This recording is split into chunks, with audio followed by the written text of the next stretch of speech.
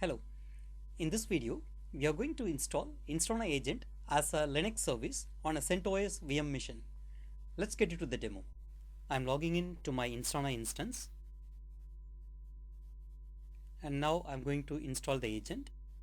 Here I'm selecting a Linux system.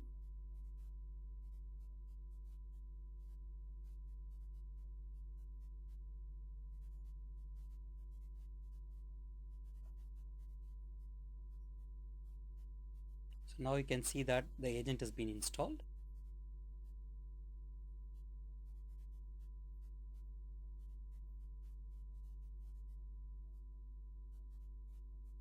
Now I'm going to search for the agent.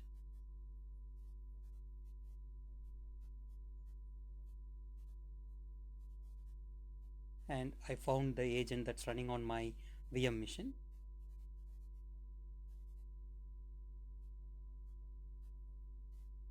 You can see that the agent is tracking my load on the image.